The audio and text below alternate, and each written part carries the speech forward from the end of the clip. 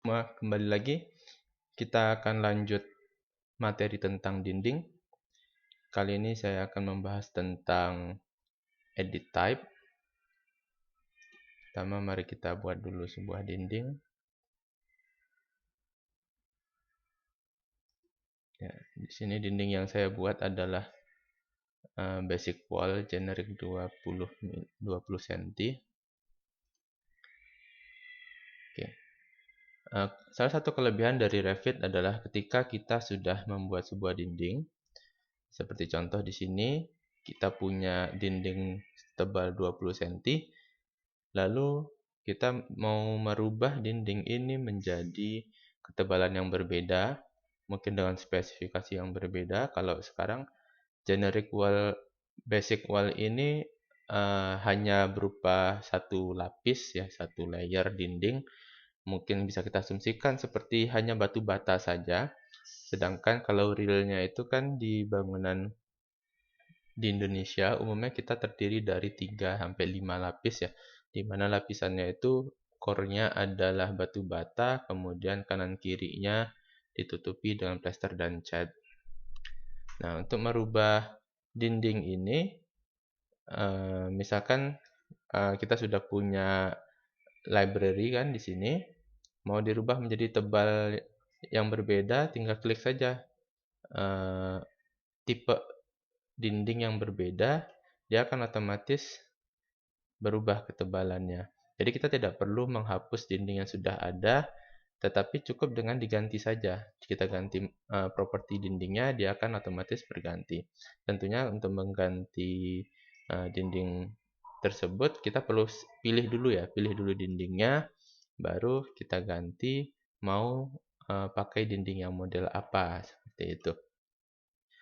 Kemudian kalau misalkan kita tidak punya nih, di sini tidak ada dinding yang kita inginkan di library, maka kita bisa membuat tipe yang baru. Jadi membuat custom, berbeda dari yang ada di library ya.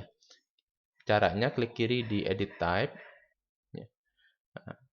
Kemudian kita pilih duplicate. Duplicate ini penting supaya file aslinya si generic 20 cm ini tidak berubah ya. Jadi library dari si Revit sendiri itu tetap ada. Nah, kita menambahkan sebuah dinding baru di library-nya si Revit. Tetapi barang baru ini tidak akan mempengaruhi di luar laptop kalian, seperti itu. Seperti contoh, sekarang mari kita coba buat sebuah dinding batu bata. Tebalnya 150 mili. Jadi 15 cm. Kita sekarang sudah punya sebuah tipe baru dengan family-nya berada di basic wall. Kalau kalian mau ganti dia sebagai curtain wall atau stack wall itu boleh saja, tapi kalau kita mau bikinnya dinding batu bata yang solid, itu tergolong kepada basic wall. Nah, kemudian yang bisa kita ubah-ubah di sini ada di dalam sini ya, di construction, bagian structure-nya. Oke, tinggal diklik saja. Nah, seperti kalian perhatikan di layar, ini ada core boundary ya. Core boundary itu artinya, core boundary itu artinya ini struktur si dinding. Jadi kalau misalkan dinding yang mau kita buat itu strukturnya terbuat dari batu bata, maka di core boundary-nya itu strukturnya adalah batu bata. Ya. Kalau dalam bahasa Inggris itu masonry ya, tergolong ke dalam masonry. Nah, jadi klik di daerah sini, maka akan muncul material browser. Nah, kalian bisa search di atas sini, tinggal cari brick ya. Brick atau batu bata. Ya, ini bahasa Inggrisnya batu bata itu brick. Tinggal pilih saja di antara dua ini. Atau kalau misalkan di atas ini tidak muncul, maka kalian bisa cari yang di bawah sini. Ini ada beberapa pilihan. Nah, contoh ya, di bawah sini kan ada banyak pilihan, sedangkan di atas cuma ada 2. Yang akan bisa dimasukkan ke dalam dinding yang sudah kita buat tadi ada yang di atas ini. Sedangkan yang di bawah ini adalah yang ada di library si Revit, tetapi belum bisa kita gunakan.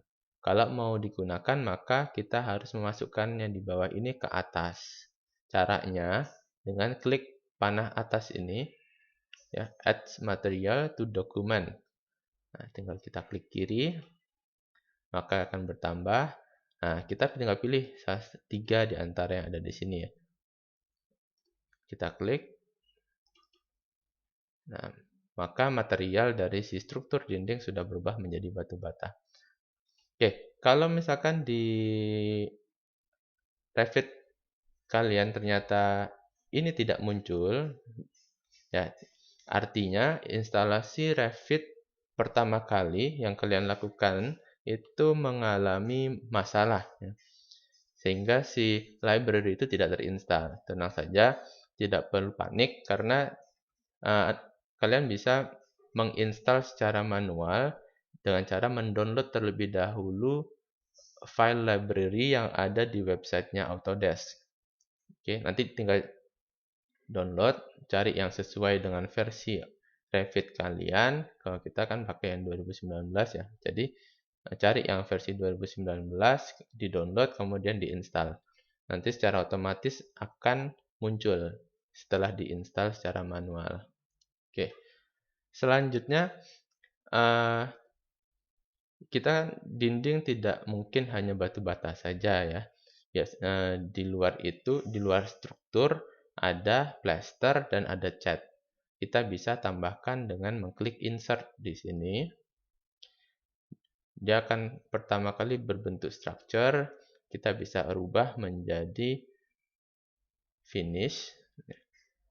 Kemudian kategorinya kita klik di atas sini plaster. Oke, di sini baru ada gypsum ya. Yang gypsum itu beda dengan plaster kalau di kita. Coba kita cari di bawah sini, ternyata ada yang lebih cocok yaitu plaster. Di sini kita add to document, kemudian diklik kiri 2 kali di plaster. Oke, kita sudah masukkan plaster di sini. Tetapi plaster ini bukan bagian dari core ya. Plaster itu kan cuma finishing, bukan inti dari si dinding. Maka ini bisa kita pindah keluar dari core boundary dengan cara di-select dulu, kemudian pilih up. Nah, otomatis si plaster ini sudah berpindah, dia berada di luar core boundary. Kemudian kita tambahkan lagi karena sisi dalam belum ada plasternya. Nah, ini kita pindahkan dulu ke bawah dengan klik down, terus pilih finish, kita pilih plaster kembali. Jadi kalau sudah ada material itu di dokumen, kita nggak perlu lagi cari-cari di bawah sini ya, dia sudah ada, tinggal kita pilih. Oh ya, jangan lupa untuk menambahkan ketebalan, karena kalau ketebalannya 0, nanti akan muncul pesan error seperti ini ya. Akan muncul error bahwa membran layer itu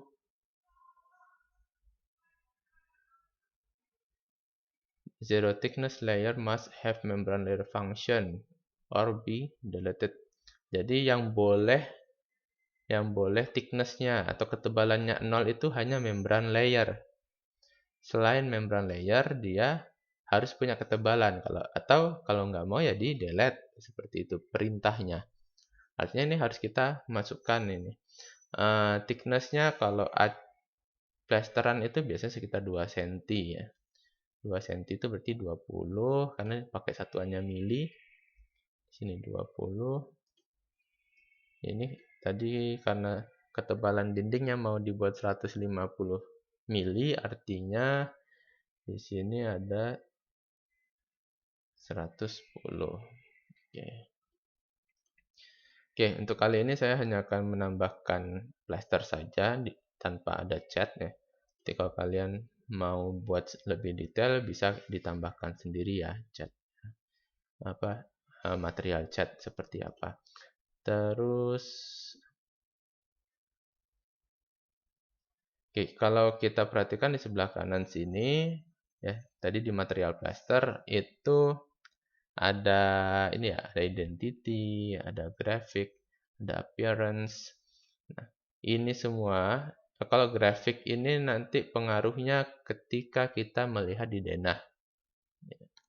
Jadi kalau di denah patternnya itu nggak ada nih. Plaster itu nggak punya pattern defaultnya. Kalau mau kita edit punya pattern tinggal diklik saja.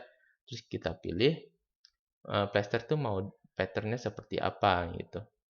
Kalau biasanya di Indonesia kita pattern itu kayak goyang-goyang gitu ya, kayak aliran air. Cuma di sini tidak ada nih pilihannya, adanya wood, sand. Oke, di sini nggak nemu kita. Sebenarnya kita bisa tambahkan ya. Di sini ada new fill pattern, cuma itu nanti lebih detail lagi. Di perkuliahan kita tidak dituntut sampai seperti itu. Dan nanti bisa kalian kembangkan secara mandiri ya ilmu tentang tersebut. Lalu ada cut pattern. Cut pattern ini ketika dia terpotong, maka dia akan terlihat seperti apa. Misalkan di potongan ya. Ketika di gambar potongan, maka ini akan seperti apa? Ada garis-garisnya. Biasanya kalau batu bata itu kan 2 garis ya. Nah, kalau plaster seperti apa gitu. Kemudian ada appearance. Kalau appearance ini lebih kepada tampilan 3 dimensi. Karena Revit ini kemampuannya bisa sampai kepada rendering. Nah, di sini kita bisa atur refleksinya gimana, transparansi gimana, illuminance-nya gimana, bump-nya gimana. Bump itu artinya dia punya permukaannya tidak yang halus kayak rumput. Rumput itu kan dia punya gelombang-gelombang sedikit di permukaannya, atau bisa seperti dinding plaster yang kasar itu kan dia masih punya ada gelombang-gelombangnya ya, bukan yang halus banget. Nah, itu di sini untuk ngatur gelombang-gelombangnya tersebut. Nah, ini bisa kalian ubah-ubah kalau misalkan mau merender di Revit. Untuk lebih detailnya mungkin nanti akan saya buatkan video tersendiri untuk ini karena ini cukup panjang nanti penjelasannya.